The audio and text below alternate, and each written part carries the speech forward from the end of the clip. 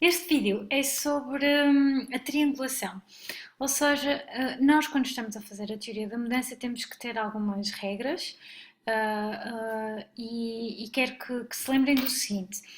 O SROI é uma abordagem que tem por base informações recolhidas sobre os stakeholders.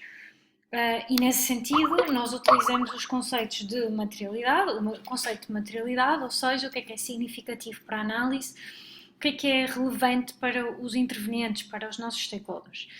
Agora, dito isto, não é uma análise que seja movida a stakeholders. Isso é outro tipo de, se nós pensarmos, eu já vos falei sobre a Ground Theory, que é um tipo é um tipo de pensamento onde nós realmente as informações, nós utilizamos o que vem do terreno, ao contrário do pensamento científico, que constrói em cima da literatura, constrói em cima de tudo o que já foi feito.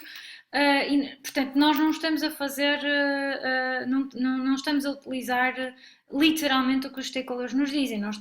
Somos avaliadores e avaliadoras e fazemos um julgamento da informação que nos chega com base em tudo aquilo que sabemos.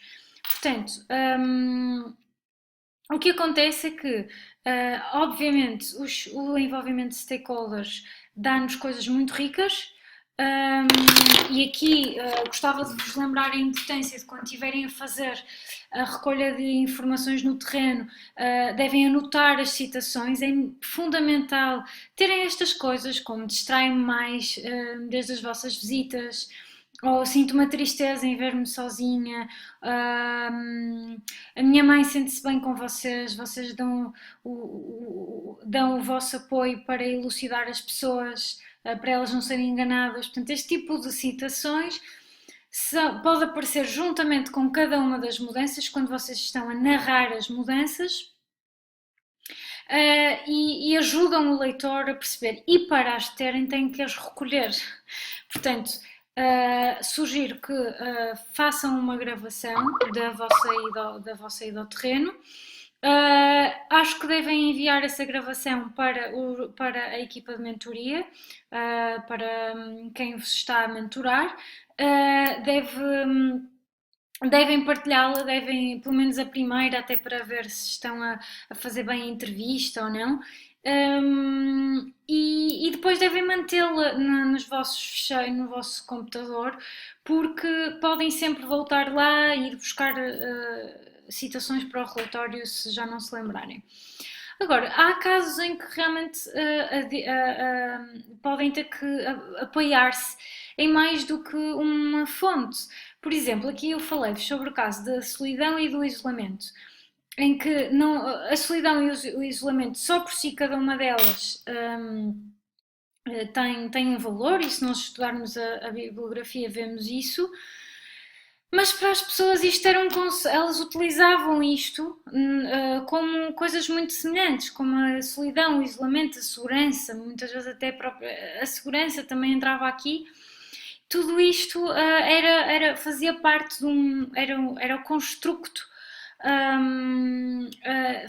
fazia parte de um conceito geral que as pessoas utilizavam citando alternadamente cada um destes nomes.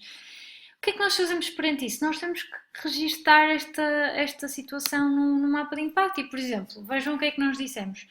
A mudança, redução da solidão e do isolamento foi alvo de grande debate entre colegas, a equipa da Vida Nova, especialistas, etc. No final, concluímos que para adotar uma postura conservadora e garantir a ausência de duplicação, o ideal seria captar estas dimensões numa única mudança.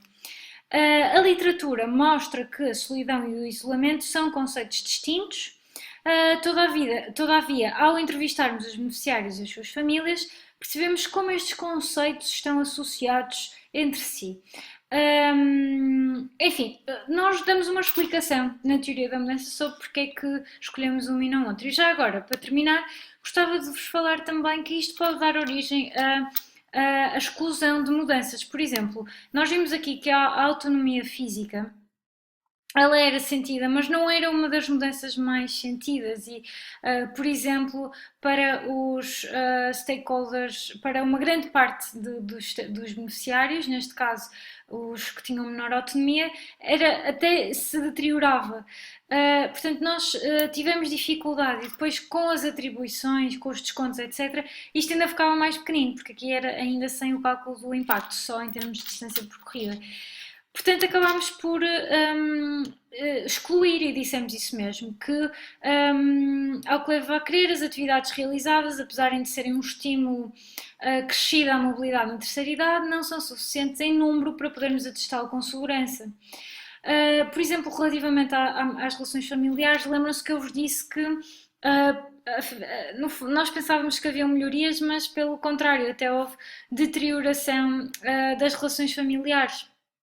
Então, nós explicámos isso. Portanto, quando estiverem a desenhar a vossa teoria de mudança de partida, notem que ela tem que vir acompanhada de uma narrativa, onde vocês vão explicar qual é que é o racional, não é? O diagrama não vive por si. Se vocês virem os relatórios, há sempre agora estes são de exclusão, mas há sempre uma nota sobre porque é que incluímos e o que é que descobrimos com a nossa ida ao terreno. Enfim, eu espero que consigam desentrelaçar